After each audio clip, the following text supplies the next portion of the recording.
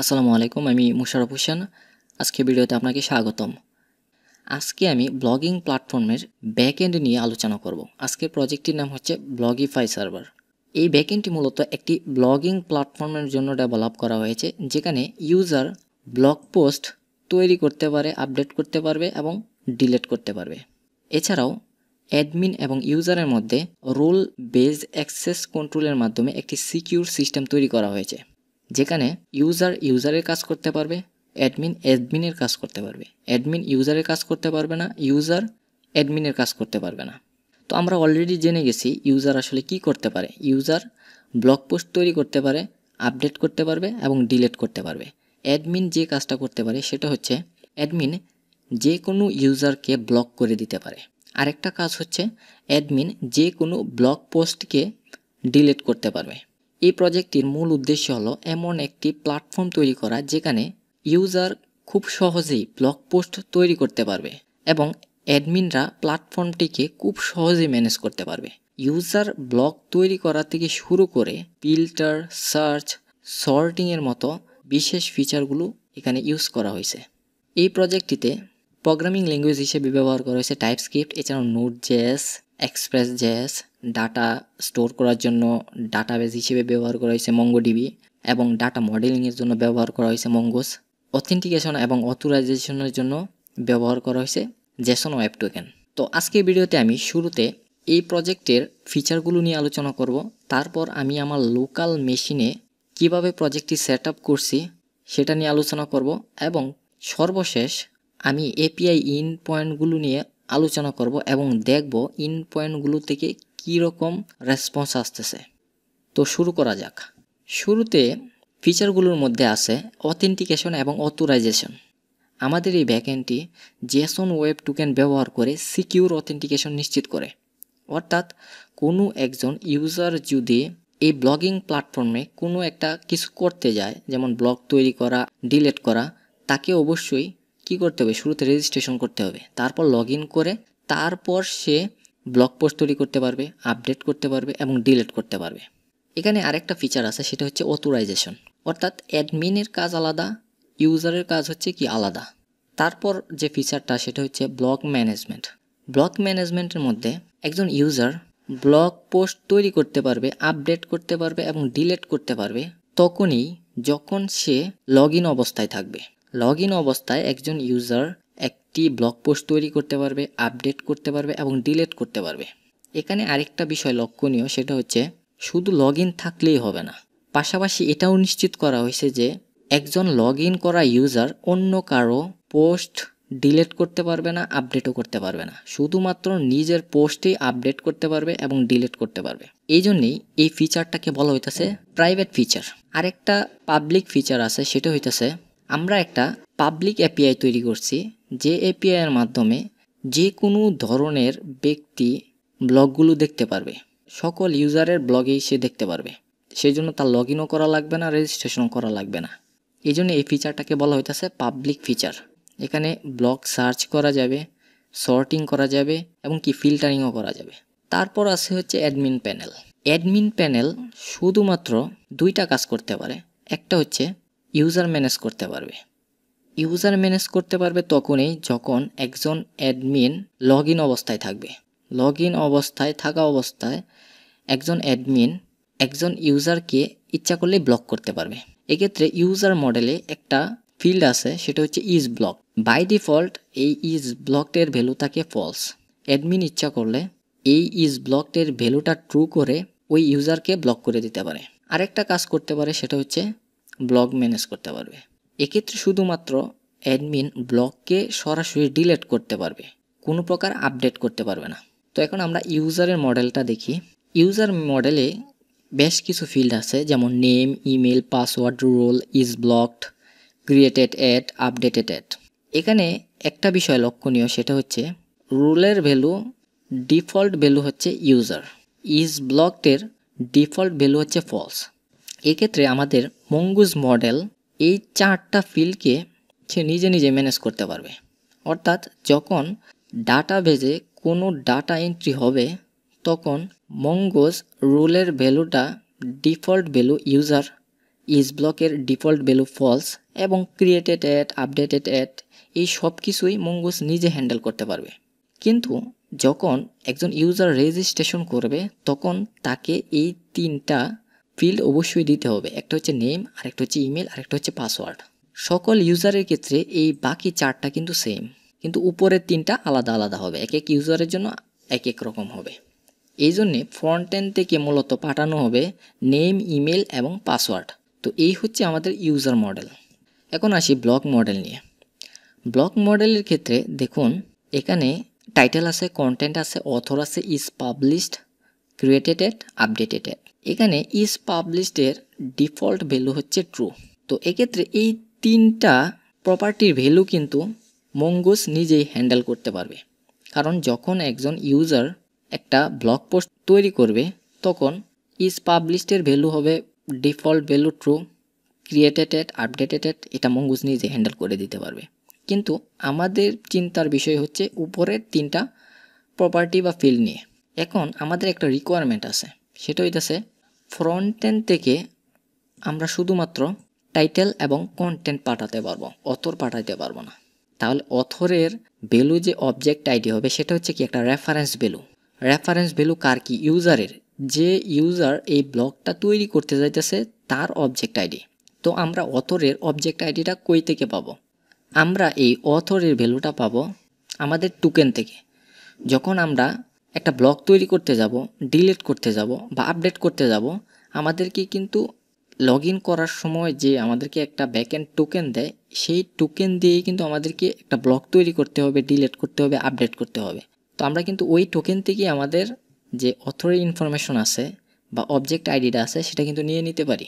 তাহলে আমরা কি পেলাম? ফ্রন্ট এন্ড থেকে টাইটেল এবং কন্টেন্ট পেলাম এবং টোকেন থেকে আমরা অথরের অবজেক্ট আইডিটা নিয়ে আমরা একটা ব্লগ তৈরি করতে পারবো। তো এখন আমরা ইন্ড পয়েন্টগুলো নিয়ে আলোচনা করি। শুরুতে একজন ইউজার আমাদের প্ল্যাটফর্মে এসে কি করবে? প্ল্যাটফর্মে এসে সে যদি একজন জেনারেল ইউজার হয় বা পাবলিক ফিগার হয়, সে আমাদের যত ব্লগ আছে সেগুলো দেখতে পারবে, পড়তে পারবে, সেগুলো সর্ট করতে পারবে, ফিল্টার করতে পারবে, সার্চ করতে পারবে, এই সব কাজগুলোই করতে পারবে। কিন্তু যখন সে একটা ব্লগ পোস্ট তৈরি করতে যাবে তখনই কিন্তু তাকে অবশ্যই কী করতে হবে? রেজিস্ট্রেশন করতে হবে। পরবর্তীতে ওই ইউজারকে লগ ইন করতে হবে। যদি সে লগ ইন করে তাহলে আমাদের ব্যাকএন্ড একটা টোকেন দিবে, যে টোকেনের মাধ্যমে ইউজার পরবর্তীতে ব্লগ ক্রিয়েট করতে পারবে, আপডেট করতে পারবে, ডিলিট করতে পারবে। এখানে সর্বশেষ একটা এপিআই আছে, সেটা হচ্ছে এটা হচ্ছে একটা পাবলিক এপিআই, যে এপিআইয়ের মাধ্যমে সকল পাবলিক ব্লগগুলো দেখতে পারবে, ফিল্টার করতে পারবে, সার্চ করতে পারবে। এক্ষেত্রে তার লগ ইন বা রেজিস্ট্রেশন করার কোনো প্রয়োজন নাই।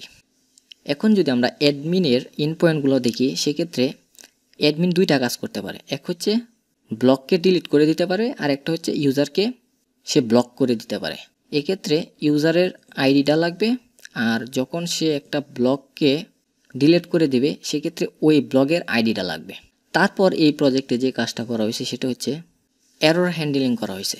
ধরুন আমার এই প্রজেক্টে জট এরর হইল। জট এরর হলে আমি যে এররটা ফ্রন্ট এন্ডে পাঠাবো সেটার স্ট্রাকচার একরকম, নট ফাউন্ডের স্ট্রাকচার আরেক রকম, ভ্যালিডেশন এররের স্ট্রাকচার আরেক রকম, অথেন্টিকেশনের স্ট্রাকচার আরেক রকম, অথরাইজেশনের স্ট্রাকচার অন্যরকম, ইন্টারনাল সার্ভার এররের স্ট্রাকচার অন্যরকম। এখন ফ্রন্ট এন্ড যে ফ্রন্ট এন্ড ডেভেলপার আছে সে তো আসলে কনফিউশনে পড়ে যাবে, সে আসলে কখন কোন ইরর আসবে সে তো জানে না। তাহলে এই ইররগুলো সে কিভাবে হ্যান্ডেল করবে? এই জন্যেই আমরা সকল এররের একটা প্রপার একটা স্ট্রাকচার দেওয়ার চেষ্টা করছি।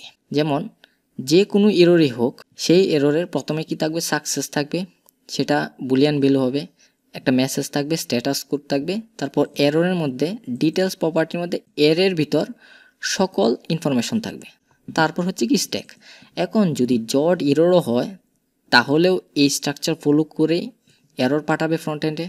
যদি নট ফাউন্ড এররও হয় তাহলেও এই স্ট্রাকচার ফলো করেই ফ্রন্ট এন্ডে এরর পাঠানো হবে। যদি ভ্যালিডেশন এররও হয় বা অথেন্টিকেশন, অথরাইজেশন বা ইন্টারনাল সার্ভার এররও হয় তারপরেও এই স্ট্রাকচার ফলো করেই এররগুলো ফ্রন্ট এন্ডে পাঠানো হবে, যাতে ফ্রন্ট এন্ড ডেভেলপার খুব সহজে হ্যান্ডেল করতে পারে। তো আমরা এরর হ্যান্ডেলিং নিয়েও এখানে বিস্তর কাজ করছি। তো এই হচ্ছে প্রজেক্টের মূল যে ফিচারগুলো, আমরা আসলে কি কি কাজ করছি এটা নিয়ে আলোচনা করা হয়েছে। এখন চলুন আমি আমার লোকাল পিসিতে এটা কিভাবে সেট আপ করছি সেটা দেখি। তো শুরুতে প্যাকেজ ডট জেসন, এখানে যে ডিপেন্ডেন্সিসগুলো এবং ডেপ ডিপেন্ডেন্সিসগুলো আছে সবগুলোই আমি ইনস্টল করে নিছি। তারপর এখানে একটা সোর্স ফাইল আছে, যে সোর্স ফাইলের ভিতর 3টা ফোল্ডার আছে এবং 2টা ফাইল আছে। app.ts ফাইলের মধ্যে এখানে যে রাউটগুলো আছে এগুলো হ্যান্ডেল করা হয়েছে। তারপর যে server.ts আছে সেখানে আমাদের MongoDB ডাটাবেসকে কানেক্ট করা হয়েছে। তারপর এখানে আছে কনফিগের ভিতর একটা ফাইল আছে, সেটা হচ্ছে index.ts।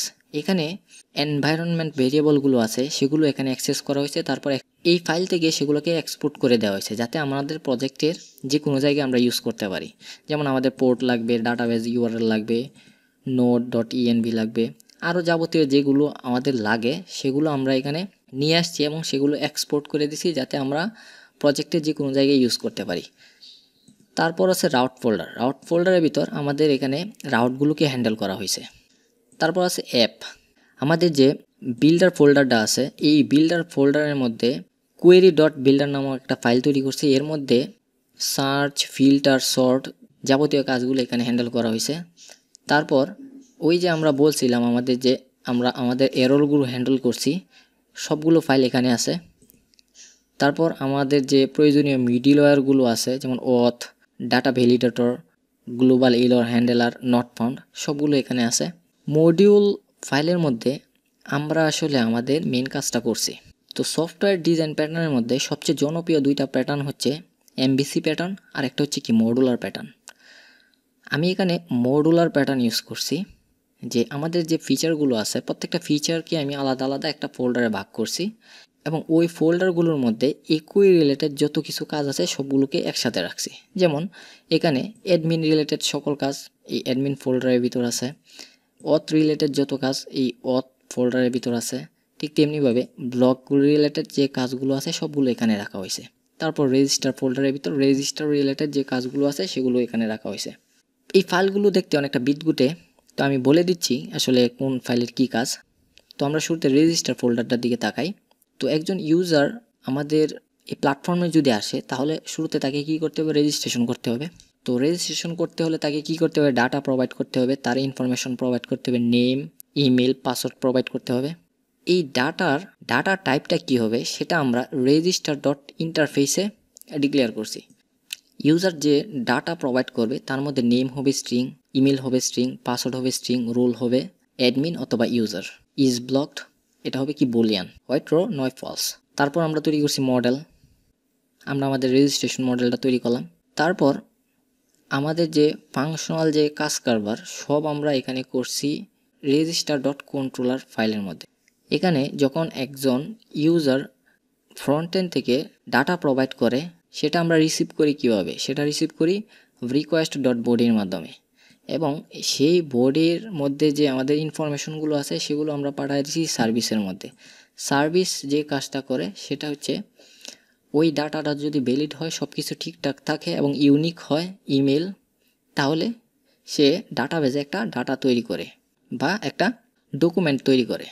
ইউজার ডাটা প্রোভাইড করবে, ডাটার টাইপ চেক হবে, কন্ট্রোলারের মাধ্যমে ডাটা সার্ভিসে যাবে, তারপর ডাটাবেজে ডাটা জমা হবে। এই কাজগুলো হবে কখন হবে, কোন রাউটে হিট করলে সেটা আমরা বলে দিছি register.route.ts ফাইলের মধ্যে, যে এটা হবে একটা পোস্ট রিকোয়েস্ট। এখানে আমরা একটা ভ্যালিডেটর ইউজ করছি মিডলওয়্যার, যার কাজ হইতেছে ডাটাকে ভ্যালিড করা, যে ইউজার যে ডাটাটা পাঠাইতেছে ওই ইমেলে যাওয়া কি অন্য কিছু পাঠাইছে কিনা বা এমন কিছু যাবতীয় যত কিছু ভ্যালিডেশন আছে সব ভ্যালিডেশনের জন্য আমরা এখানে একটা মিডলওয়্যার ইউজ করছি।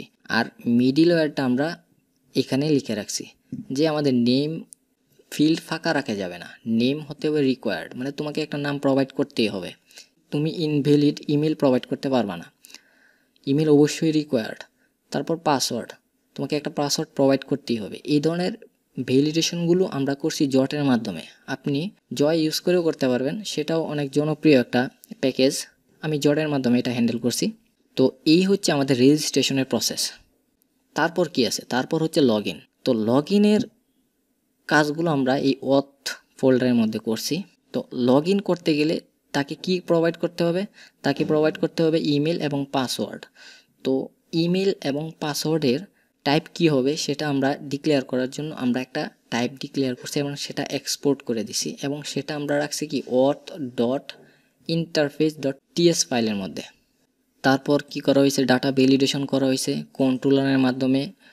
ওই ইমেল এবং পাসওয়ার্ডকে পাঠিয়ে দেওয়া হয়েছে কি সার্ভিসের মধ্যে এখানে চেক করা হয়েছে যে এই ইমেল দিয়ে কি কোনো ইউজার আছে, তারপর ওই ইউজার কি অ্যাডমিন দ্বারা কি ব্লক করা হয়েছে কিনা সেটাও এখানে চেক করা হয়েছে। তারপর সে ভুল পাসওয়ার্ড দিয়ে লগ ইন করছে কিনা সেটাও এখানে চেক করা হয়েছে। সর্বশেষ যদি সব কিছু ঠিক থাকে তাহলে ইমেল এবং রোল দিয়ে তার জন্য একটা টোকেন জেনারেট করা হবে, যে টোকেনের মাধ্যমে ওই ইউজার পরবর্তীতে যে কোনো পোস্ট ক্রিয়েট করতে পারবে, আপডেট করতে পারবে এবং ডিলিট করতে পারবে। এখন আসতেছে অ্যাডমিন কি করতে পারবে। অ্যাডমিন যে কাজটা করতে পারবে সেটা হচ্ছে সে ইউজারকে ব্লক করে দিতে পারবে এবং ব্লক পোস্টকে সে ডিলিট করে দিতে পারবে। কোন ইউজারকে ব্লক করা হবে তার আইডিটা এখানে পাঠিয়ে দেওয়া হয়েছে এবং সার্ভিস ফাইলের মধ্যে ওই ইউজারের ইজ ব্লকড যে প্রপার্টিটা আছে, ফিল্ডটা আছে, সেটাকে ট্রু করে দেওয়া হয়েছে। তার মানে ওই ইউজার ব্লকড হয়ে গেছে। কোনো ব্লক যদি অ্যাডমিন ডিলিট করতে চায় তাহলে সেটাও পারবে। এক্ষেত্রে ওই ব্লগের আইডিটা লাগবে। অ্যাডমিন কন্ট্রোলার এই আইডিটাকে সার্ভিসের মধ্যে পাঠিয়ে দেয় এবং সে ডাটাবেজের মধ্য থেকে ওই আইডির যে ব্লগ আছে সেটাকে সে ডিলিট করে মুছে দেয়। তো অ্যাডমিন দুইটা কাজ করতে পারে, এক হচ্ছে ডিলিট করতে পারবে ব্লগ, আরেকটা হচ্ছে কি যে কোনো ইউজারকেই সে ব্লক করে দিতে পারবে। ব্লক রাউটের মধ্যে দেখেন আমি এখানে অথ একটা মিডিল ওয়্যার ইউজ করছি। এই মিডিল ওয়্যারের মধ্যে আমি একটা প্যারামিটার হিসেবে বলে দিছি যে এটা হচ্ছে ইউজার, তারপর এখানে আমি বলে দিছি এটা হচ্ছে ইউজারের রাউট। তো ইউজার ছাড়া যদি অ্যাডমিন যদি এই রাউটগুলোতে হিট করে সে আসলে আনঅথরাইজড। ঠিক তেমনিভাবে যদি আমরা অ্যাডমিনের রাউটে যাই, এখানে আমি বলে দিছি যে এই রাউটগুলো হইতেছে অ্যাডমিনের রাউট। এখানে ইউজার বা ইনভ্যালিড কোনো ইউজার এখানে অ্যাক্সেস পাবে না। অর্থাৎ আমরা এখানে অ্যাডমিন এবং ইউজারকে আলাদা করতে পারছি, অর্থাৎ আমরা অথরাইজের কাজটা করতে পারছি। তো আমরা আমাদের যে মিডিল ওয়্যার অথ আছে সেটার মধ্যে একটু যাই, সেটা হইতেছে এই অথ।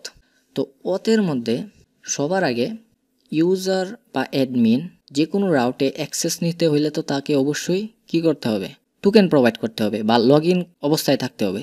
এখন কোন কোন রাউটে সে অ্যাক্সেস পাবে, কোন কোন রাউটে সে পাবে না, সেটাই মূলত এই auth.ts ফাইলের মধ্যে হ্যান্ডেল করা হয়েছে। তো শুরুতে দেখা হয়েছে যে আসলে টোকেন আছে কিনা। যদি টোকেন না থাকে তাহলে শুরুতেই বাদ, ইউ আর নট অথরাইজড। তারপর ওই টোকেন থেকে ইনফরমেশনগুলোকে ডিকোড করা হয়েছে। ডিকোড করার পর ওই ডিকোডের মধ্যে ইমেল আছে এবং কি ওই ইউজারের রোল আছে, সে অ্যাডমিন নাকি ইউজার। এখানে খুঁজে দেখা হয়েছে যে যে ইমেলের টোকেন এখানে আসছে সেই ইমেলের ইউজার কি ডাটাবেজে আছে কিনা। ডাটাবেজে চেক করা হয়েছে যে এই ইমেলের কোনো ইউজার ডাটাবেজে আছে কিনা। যদি থাকে তাহলে সামনে আগাইতে দিছে, যদি না হয় তাহলে ইনভ্যালিড ক্রেডেনশিয়াল। কোনো ইউজার যদি ব্লকড অবস্থায় থাকে তাহলে সে ব্লক তৈরি করতে পারবে না, আপডেট করতে পারবে না এবং ডিলিটও করতে পারবে না। তারপরে যে কাজটা করা হয়েছে সেটা হইতেছে ডাটাবেস থেকে যে ইউজার পাওয়া গেছে ওই ইউজারের রোল এবং আমি যে টোকেন পাঠাইলাম ওই টোকেনের রোল এক কিনা। যদি এক হয় তাহলে বোঝা গেল সঠিক রাউটে সঠিক ইউজার হিট করছে বা সঠিক রাউটে সঠিক অ্যাডমিন হিট করছে। আর যদি না হয় তাহলে তাকে সেখান থেকে বিদায় করে দেওয়া হয় এবং একটা এরর থ্রো করা হয়, সেটা হইতেছে ইউ আর নট অথরাইজড। তো এই চেকিংগুলো করা হইতেছে, যার কারণে কোনো একজন ইউজার অন্য একটা ইউজারের পোস্ট ডিলিট করতে পারবে না, আপডেটও করতে পারবে না, বা অ্যাডমিন কোনো একটা ইউজারের পোস্ট আপডেট করতে পারবে না বা কোনো পোস্ট তৈরি করতে পারবে না। পোস্ট শুধুমাত্র তৈরি করতে পারবে ইউজার এবং সে শুধুমাত্র নিজের পোস্টটিকে ডিলিট করতে পারবে এবং আপডেট করতে পারবে। তো এই হচ্ছে প্রজেক্টের বিস্তর আলোচনা। যেহেতু আমাদের কোনো ফ্রন্ট এন্ড নাই, এখানে একটা মাত্র উপায় আছে, সেটা হইতেছে পোস্টম্যানের মাধ্যমে আমাদের যে এপিআই ইন পয়েন্টগুলো আছে সেগুলো আমরা চেক করব। তো শুরুতে আমি একটা ইউজার তৈরি করি, ইউজারের নাম দিলাম user5। আমি আগেরটা কমেন্ট আউট করে দিই, user5@gmail.com হচ্ছে user5। এখন আমি যদি সেন্ড করি তাহলে একজন ইউজার সাকসেসফুলি তার রেজিস্ট্রেশনটা কমপ্লিট করতে পারছে। এখন এই ইউজারটা যদি লগ ইন করে, এক্ষেত্রে তাকে প্রোভাইড করতে হবে শুধুমাত্র ইমেল এবং পাসওয়ার্ড। যদি সে লগ ইন করতে চায় তাহলে ব্যাকএন্ড থেকে আমাদেরকে একটা টোকেন দিয়ে দিছে, এই হচ্ছে আমাদের টোকেন। তো এই টোকেন ব্যবহার করে user4 পোস্ট তৈরি করতে পারবে, পোস্ট আপডেট করতে পারবে এবং ডিলিট করতে পারবে। তো আমরা একটা ব্লগ তৈরি করি। এখন আমি যদি একটা রিকোয়েস্ট পাঠাই তাহলে অবশ্যই আমাকে কি করতে হবে, আমাকে টোকেনটা পাঠাইতে হবে। যদি আমি টোকেন ছাড়া রিকোয়েস্ট পাঠাই, যেমন ধরেন আমার টোকেন ছাড়াই শুধুমাত্র আমি আমার টাইটেল দিলাম, কন্টেন্ট দিয়ে আমি কি করলাম, রিকোয়েস্ট পাঠাইলাম, কিন্তু দেখেন আমাকে একটা এরর দিয়ে দিছে এবং মেসেজ দিছে ইউ আর নট অথরাইজ, কারণ আমি টোকেন প্রোভাইড করি নাই। টোকেনের মধ্যে আমার লগ ইন করার পর আমি যে ভ্যালিড, ঠিক আছে, সেই ইনফরমেশনগুলো আমার টোকেনের মধ্যে আছে। তো আমাকে পোস্ট ক্রিয়েট করতে হলে, ব্লগ তৈরি করতে হলে বা আপডেট করতে হলে বা ডিলিট করতে হলে অবশ্যই আমাকে আমার টোকেন দিতেই হবে। তো আমি হেডার ফাইলের মধ্যে আমার যে টোকেন আছে সেটা আমি দিয়ে দিই, অথরাইজ বিয়ারার আমার হচ্ছে ইউজার হচ্ছে 4 এবং আমি আমার সাথে টোকেনটা দিয়ে দিলাম। তো এখন যদি আমি সেন্ড করি তাহলে দেখুন আমার এই ইউজারের জন্য একটা পোস্ট তৈরি হয়ে গেছে, একটা ব্লগ তৈরি হয়ে গেছে, যেখানে টাইটেল আছে, কন্টেন্ট আছে এবং ইউজারটা হচ্ছে কি, ইউজার হচ্ছে user5 এবং ইউজারের ইমেল হচ্ছে user5@gmail.com। অর্থাৎ আমরা টোকেন ব্যবহার করে আমরা একটা ইউজারের বিপরীতে আমরা একটা ব্লগ তৈরি করতে পারছি। তো এখন আমরা আপডেটের কাজটা করব এবং ডিলিটের কাজটা করব। তো আমি এখানে আগে থেকে কিছু কাজ করে রাখছি, যেমন আমি আরও কিছু ইউজার তৈরি করছি, user1 user2, এবং সেগুলো টোকেন আমি এখানে রেখে দিছি। এবং আমি একজন অ্যাডমিন তৈরি করছি, তারও টোকেন আমি এখানে রেখে দিছি। তো এখন আমি যে কাজটা করব, আমি একটা পোস্ট আপডেট করব। পোস্ট হচ্ছে, তার আগে আমি আমার যে অল পোস্ট আছে সবগুলো পোস্ট আমি দেখে নিই। তো দেখুন এই যে কিছুক্ষণ আগে যে আমরা যে একটা পোস্ট তৈরি করছিলাম এই যে user5-এর, সেটা কিন্তু এখানে চলে আসছে। এখন আমরা যদি ধরুন একটা পোস্ট আমরা আপডেট করি, আমরা user1-এর এই পোস্টটাকে আমরা আপডেট করব। আমরা আইডিটা নিয়ে নিলাম, তারপর আপডেট ব্লগের মধ্যে চলে গেলাম এবং আমরা এখানে বডিতে দিলাম আপডেটেড এবং এখানেও আমি দিয়ে দিলাম আপডেটেড। এখন একটা জিনিস লক্ষ্য করুন, এই ব্লগের ইউজার কিন্তু user1, এই ব্লগের ইউজার কিন্তু user1। এখন আমি যদি আপডেট করতে যাই এবং আমি যদি user2 এর টোকেন দিয়ে আমি যদি আপডেট করতে চাই তাহলে দেখেন কি আসে, ব্লগ ক্যান নট ফাইন্ড। আমি মেবি এখানে এবং আমি ইউজার হিসেবে সিলেক্ট করছি 2, কিন্তু অরিজিনালি এই ব্লগের ইউজার হচ্ছে কি 1। দেখি আসলে কি আমাদের রেসপন্স আসে। রেসপন্স আসছে message you are not authorize, মানে এই পোস্ট তোমার না, এই ব্লগ তোমার না, তুমি এই পোস্ট তুমি আপডেট করতে পারবা না। এখন এই ব্লগটা হইতেছে user1-এর। এখন আমি যদি user1-এর, আমি এক কাজ করি, আমি অ্যাডমিন দিয়ে ট্রাই করি, অ্যাডমিন দিয়েও আপডেট হইতেছে না। এখন আমি যদি user1-এর টোকেন দিয়ে ট্রাই করি তাহলে কিন্তু দেখেন ব্লগ আপডেটেড সাকসেসফুলি, অর্থাৎ যার ব্লগ সেই শুধুমাত্র আপডেট করতে পারবে, অন্য কেউ আপডেট করতে পারবে না। এখন আমি এই ব্লগটাকে ডিলিট করার চেষ্টা করব। এখন আমি যদি ডিলিট করতে চাই তাহলে ধরেন আমি এখানে আইডিটা আমি চেঞ্জ করে দিলাম এবং আমি এটা তো এই ব্লগটা হচ্ছে user1-এর, আমি user2-র টোকেন দিয়ে চেষ্টা করি ডিলিট হয় কিনা। ইউ আর নট অথরাইজড, মানে আমি ডিলিট করতে পারবো না, শুধুমাত্র ডিলিট করতে পারবে কে, user1। তো আমি user1-এর টোকেনটা দিয়ে আমি ট্রাই করি, ব্লগ ডিলিটেড সাকসেসফুলি, ডিলিট হয়ে গেছে।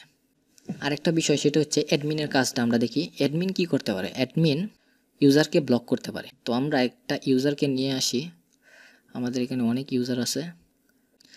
আমরা ইউজার 2 আমরা ইউজার 2কে আসলে চাইতেছি ব্লক করে দিতে। এখানে আপাতত কি আছে? ফলস আছে। আমরা চাইতেছি এটা ট্রু করে দিতে। তো আমি আইডিটা নিলাম। এখন ইউজার ব্লকের ক্ষেত্রে আমি এখানে আইডিটা দিয়ে দিলাম। এখন আমি অ্যাডমিন না, আমি চাইতেছি এই ইউজারটাকে ব্লক করুক user 1, you are not authorize. তার মানে অ্যাডমিনের কাজ ইউজার দ্বারা সম্ভব না। এখন আমি যদি 2 নাম্বার ইউজার দিয়ে ট্রাই করি তাও হবে না। এখন এটা যেহেতু অ্যাডমিনের কাজ, আমি যদি অ্যাডমিন দিয়ে ট্রাই করি, ইউজার ব্লকড সাকসেসফুলি। এটা হচ্ছে ইউজারকে ব্লক করতেছে অ্যাডমিন। এখন একজন অ্যাডমিন ইচ্ছা করলে যে কোনো ব্লককে ডিলিট করে দিতে পারে। তো আমি একটা ব্লগ নিয়ে আসি, ব্লগের আইডি। তো আমি চাইতেছি এই যে দেখেন এখানে কিন্তু এই যে ইউজার 2 ব্লকড হয়ে গেছে। তো আমি চাইতেছি ইউজার 4 এর এই আইডিটা নিতে এবং এই ব্লকটাকে আমি ডিলিট করে দিতে। তো আমি এখানে আইডিটা প্রোভাইড করি। এখন যদি আমি চাইতেছি অ্যাডমিন না, আমি চাইতেছি এই ব্লক, আচ্ছা আমি একটু দেখে নেই। আমি চাইতেছি এটার ইউজার হচ্ছে 4, ইউজার 4। আমি চাইতেছি এই ব্লকটা ডিলিট করুক ইউজার 1-এ, কারণ এই ব্লকটা কিন্তু ইউজার 1-এর না, ইউ আর নট অথরাইজ। কারণ এই ব্লকটা ইউজার 1-এর না, ইউজার 1 ডিলিট করতে পারবে না। এখন যদি আমরা অ্যাডমিন দ্বারা ট্রাই করি, ব্লক ডিলিটেড সাকসেসফুলি। তো এই প্রজেক্টে আমরা আসলে কি দেখলাম? আমরা দেখলাম ইউজার শুধুমাত্র ব্লক তৈরি করতে পারবে, ব্লক ডিলিট করতে পারবে, আপডেট করতে পারবে তখনই যখন সে লগ ইন বা রেজিস্টার অবস্থায় থাকবে। এছাড়া সে ব্লক তৈরিও করতে পারবে না, আপডেটও করতে পারবে না এবং ডিলিটও করতে পারবে না। আর অ্যাডমিন যে কাজটা করতে পারবে, অ্যাডমিন ব্লক ডিলিট করতে পারবে এবং ইউজারকে ব্লক করে দিতে পারবে। এছাড়াও একটা পাবলিক এপিআই ছিল, সেটা আমাদের দেখানো বাকি আছিল, সেটা হইতেছে গেট অল ব্লকস। এখানে কিন্তু আমরা ইচ্ছা করলে সব ব্লকগুলোকে একসাথে দেখতে পারি। এমনকি আমরা এখানে ফিল্টার করতে পারি। যেমন আমি যদি ফিল্টার করি তাহলে এই আইডি দ্বারা কোনো ব্লগ এখানে নাই। যদি আমরা টাইটেল দ্বারা সর্ট করি এবং সেটা অ্যাসেন্ডিং অর্ডারে, তাহলে 4th নাম্বার ব্লকটা সবার আগে চলে আসছে। এখন আমরা যদি ডিসেন্ডিং অর্ডারে সর্টিং করি তাহলে এটা চেঞ্জ হয়ে গেছে এবং সবার শেষে চলে গেছে কি 4th ব্লকটা। তো আমরা এখানে সার্চ করতে পারবো, ফিল্টার করতে পারবো এবং সর্টিংও করতে পারবো। এই ছিল ব্লগিং প্ল্যাটফর্মের ব্যাকএন্ডের বিস্তারিত আলোচনা। আশা করি প্রজেক্টের মূল ফিচারগুলো এবং সেটআপ প্রসেস বুঝতে পেরেছেন। এই প্রজেক্টের ভবিষ্যৎ পরিকল্পনা হলো ব্লগের জন্য একটি কমেন্ট সিস্টেম যুক্ত করা, ব্লগ লাইকের ফিচার অ্যাড করা এবং ইমেজ আপলোড সাপোর্ট দেয়া। তো আজকে এই পর্যন্তই, ধন্যবাদ।